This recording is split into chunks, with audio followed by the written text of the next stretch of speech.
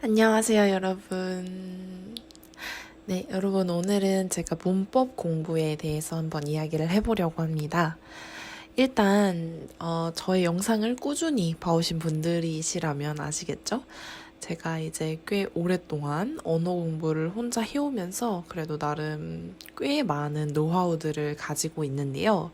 그 중에서도 오늘은 문법 공부에 대한 이야기를 해보려고 합니다. 일단 많은 분들이 문법 공부를 싫어하시죠. 아무래도 우리가 문법 하면 가장 먼저 떠오르는 게 영문법이잖아요. 영문법이라는 게 그리고 사실 학창 시절에 우리를 꽤나 괴롭혔던 그런 부분이기 때문에 다들 영문법이라 하면은 거부감부터 드실 거라고 생각을 해요.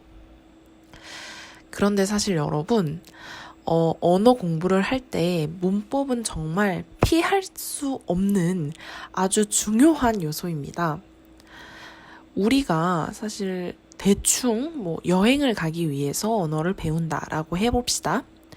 그러면 굳이 문법을 공부할 필요는 없어요. 왜냐하면 써야 하는 표현들이 정해져 있고 대부분 일상적인 표현이라던가 아니면 거기서 조금 더 나아가서 뭔가 정말 딱 여행에 필요한 표현들은 정해져 있거든요.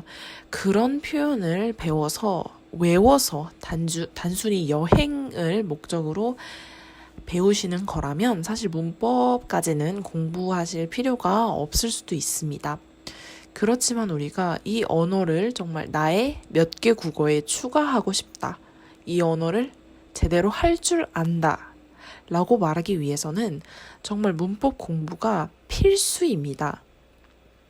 문법이라는 게 사실 우리가 뭐 투부정사 뭐 이렇게 현재 완료 열심히 외운 것들이 있지만 이게 본질적으로 보면은 말의 모양새예요. 말이 어떤 식으로 구성이 되는지, 이 여러 가지 요소가 어떤 식으로 합쳐져서 하나의 문장이 되고 말이 되는지 이거를 배우는 것이기 때문에 사실 말을 하기 위해서 정말 반드시 필요한 부분인 겁니다.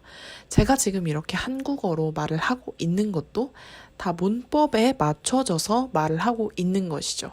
그런데 여러분, 제가 만약에 지금 이렇게 말을 하지 않고 나는 먹었다 밥을 이렇게 한다고 해봅시다. 제가 문법을 아예 모르는 거죠. 근데 이렇게 하면은 말은 통하겠죠. 나는 먹었다 밥을 이라고 해도 원어민들은 아, 얘가 밥을 먹었다는 거구나 라는 걸 알 수 있을 거예요. 그런데 이게 사실 딱 그 정도인 거죠. 뭐라고 하는지는 알아듣지만 그 이상은 아닌. 그렇기 때문에 이제 바로 체감이 되실 거예요. 말을 이런 식으로 하는 걸 보고 그 언어를 할 줄 안다라고 말하기는 좀 애매하잖아요. 그래서 우리가 바로 문법 공부를 해야 되는 겁니다. 그런데 여러분, 우리가 학창 시절에 공부를 했던 것처럼 문법을 정말 주입식으로 팍팍팍팍팍 넣는 거가 많이 힘들기 때문에 굳이 저는 그런 방법을 추천해드리지는 않아요. 이게 한국에서 백날 문법을 공부를 해도 현지에 가서 써먹는 거랑은 또 완전히 다릅니다. 왜냐하면 우리가 이제 정말 문법을 머릿속에 다 넣었어요. 어떠한 언어를. 예를 들어서 제가 스페인어를 공부하면서 스페인어 문법을 머릿속에 다다다닥 넣었습니다. 그리고 열심히 외웠어요. 그래서 스페인에 갔어요. 그런데 하나도 써먹지를 못하는 거예요. 아주 기본적인 것을 제외하고는. 이게 왜 그러냐 하면 문법을 적어도 써먹으려면 기본, 그러니까 듣기와 말하기의 기본이 돼야 하고 또 현지에서 쓰는 문법과 내가 공부한 문법을 이제 캐치하기가 힘든 거죠. 왜냐하면 책으로만 공부를 했으니까.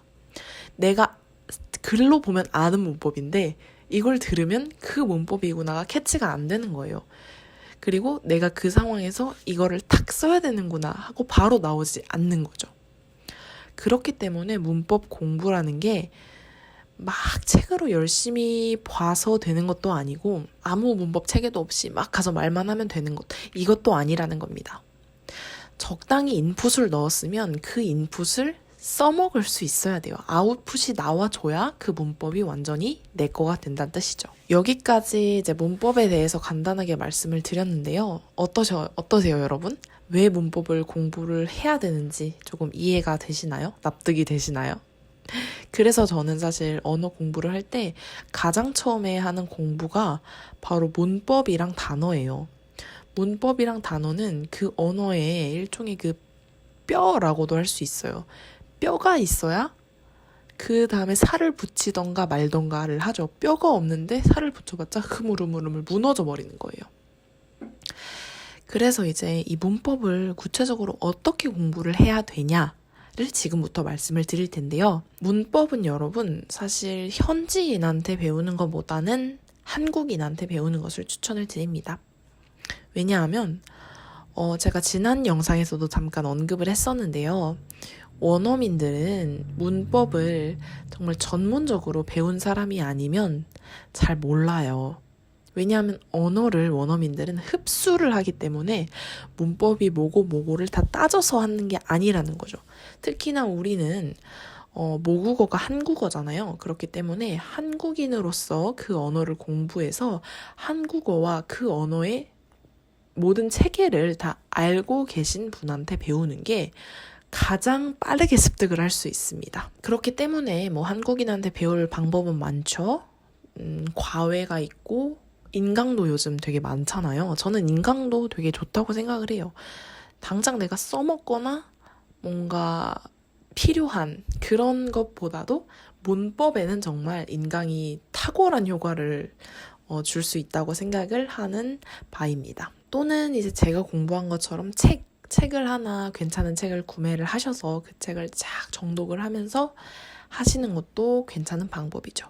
그런데 책으로도 해보고 인강으로도 해보니까 제가 인강이 확실히 낫긴 해요.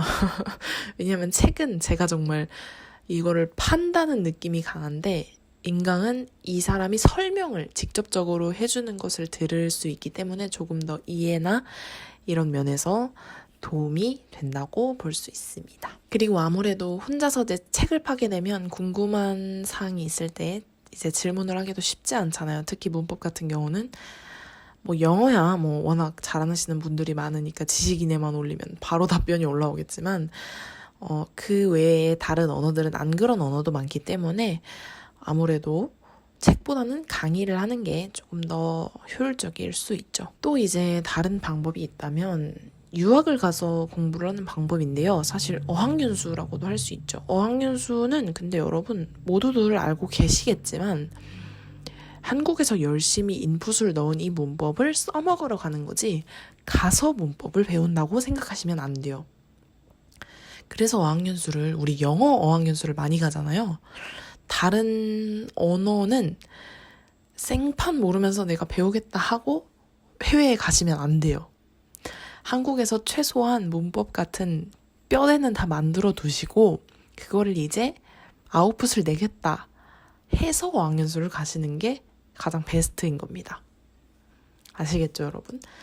이렇게 오늘은 문법의 의미와 문법을 어떻게 공부하면 좋을지에 대해서 여러분께 말씀을 드렸는데요. 사실 이 내용은 혼자서 언어 공부를 하시던 다른 방법을 통해서 언어 공부를 하시던 이 언어 공부의 뼈대가 되는 굉장히 중요한 요소이기 때문에 이 내용을 반드시 기억을 해두시고 앞으로 공부 방향을 조금 잡아가셨으면 좋겠습니다.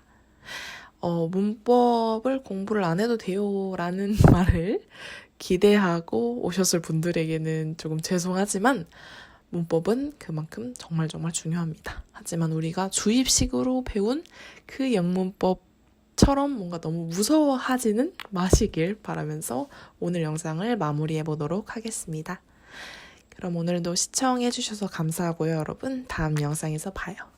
안녕.